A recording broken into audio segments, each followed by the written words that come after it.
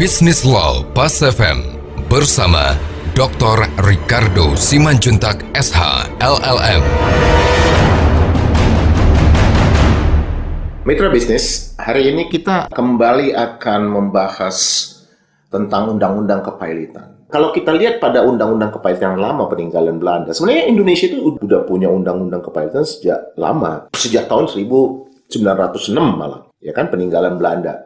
Tapi di sana dikatakan bahwa yang dikategorikan sebagai debitur yang bisa dinyatakan pailit, dia harus berada dalam keadaan berhenti membayar. Nah, berhenti membayar ini diterjemahkan secara akuntansi pada keadaan di mana debitur sudah insolvent. Nah, sementara kalau insolvent, itu gambar umumnya adalah bahwa secara akuntansi, harta debitur itu telah lebih kecil daripada kewajibannya. Nah, kalau kita lihat, pengertian dari untuk insolvency test ini juga, ini bisa membuat keadaan menjadi tidak pasti. Kenapa? Karena dalam proses untuk menghadirkan bukti di pengadilan, untuk membuktikan bahwa seorang debitur itu berada dalam keadaan insolvent atau tidak, jika ukuran insolvent adalah harta lebih kecil daripada kewajibannya, itu hanya memungkinkan untuk dibuktikan melalui laporan keuangan. Sementara kalau kita lihat, majority aktivitas bisnis itu tidak saling memegang laporan keuangan masing-masing, dan laporan keuangan perusahaan tertutup itu bersifat rahasia, yang tidak bisa sebegitu saja digunakan. Nah, Indonesia tidak secara baik merefleksikan counter evidence. Artinya, kalau saya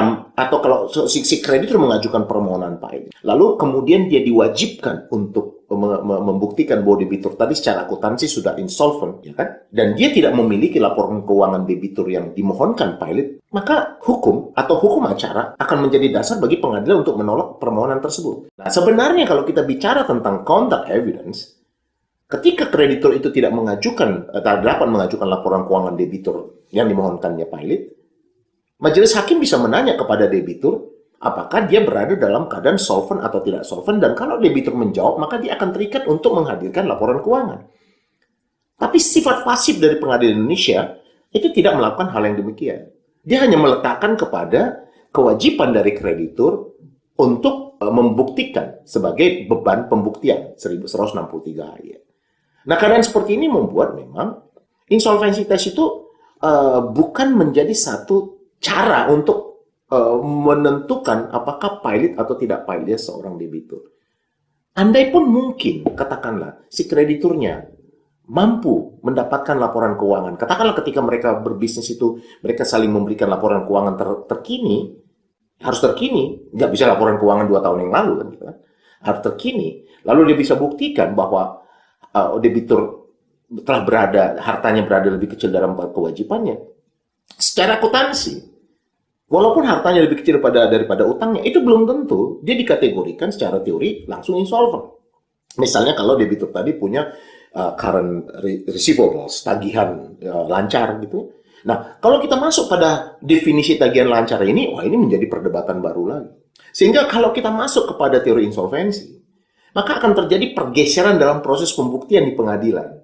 Yang seharusnya dasarnya adalah kepastian hukum utang harus dibayar, berubah menjadi kepastian hukum bagaimana secara teori apakah debitur itu solvent dan tidak solvent. Dan keberadaan para ahli juga akan bertambah. Ya kan, dalam proses permohonan pailit itu akan dipenuhi oleh para ahli akuntansi untuk berdebat tentang insolvent atau tidak solventnya, padahal esensi utama adalah utang harus dibayar. Maka itu dasarnya kenapa kepailitan Indonesia itu harus berubah. Tidak dari insolvency test menjadi presumption. Jadi presumption of insolvency itu adalah satu prinsip yang melatar belakangi penekanan kepada prinsip utang harus dibayar.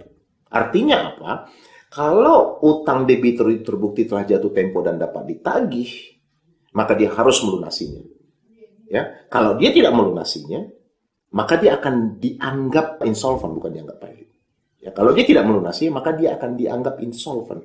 Jadi presume insolvent. Jadi kalau dikatakan presume insolvent, yang pailit itu sebagai presume insolvent, berarti ketika seorang debitur dinyatakan pailit, dia belum insolvent. Dia belum insolvent. Itu alasannya ketika debitur dinyatakan pailit, dia memiliki hak untuk mengajukan usulan perdamaian, proposal perdamaian. Kalau proposal perdamaiannya disetujui dan dihomologasi, maka dia akan diberikan kesempatan untuk memenuhi perdamaian itu berdasarkan perjanjian yang disepakati. Kalau dia nggak mengajukan proposal perdamaian, atau proposal perdamaian yang diajukannya ditolak, maka barulah dia dinyatakan insolvent.